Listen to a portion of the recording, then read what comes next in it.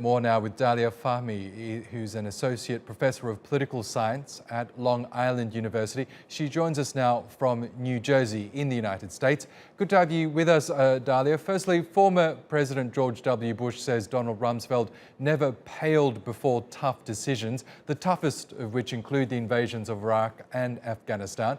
How critical was Rumsfeld's role in orchestrating those two divisive and intractable wars? He was undeniably a chief architect in the war in Iraq and the war in Afghanistan, but as well as the war on terror.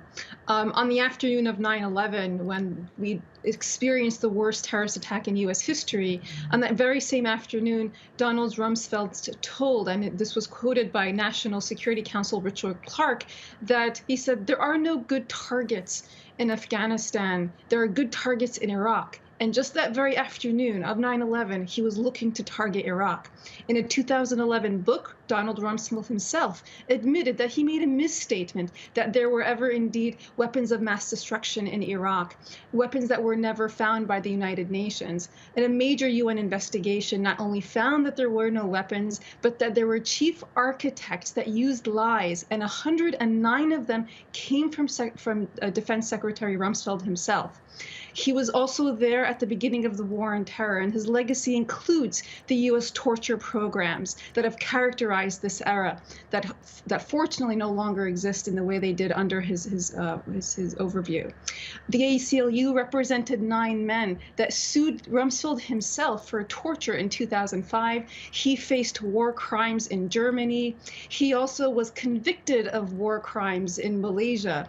Of course, these are not places that have jurisdiction over the United States, but Rumsfeld in many ways was a chief architect, not just in going to war in Iraq on unfounded terms, but in the long prolongedness.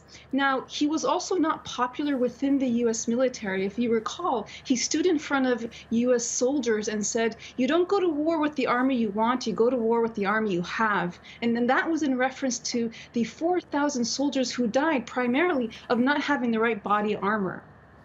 It was 6 generals who criticized Rumsfeld himself.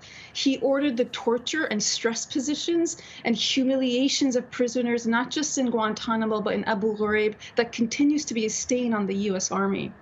Now, we usually have a tendency in saying, but yes, he was an airman. Yes, he was Secretary of Defense. Yes, he was a soldier of the nation, a father and a husband. But as someone who held such public office and such power to affect the lives of millions, while we might have the tendency to say we shouldn't be critical of someone the day they die, people in that much power need to be held to account.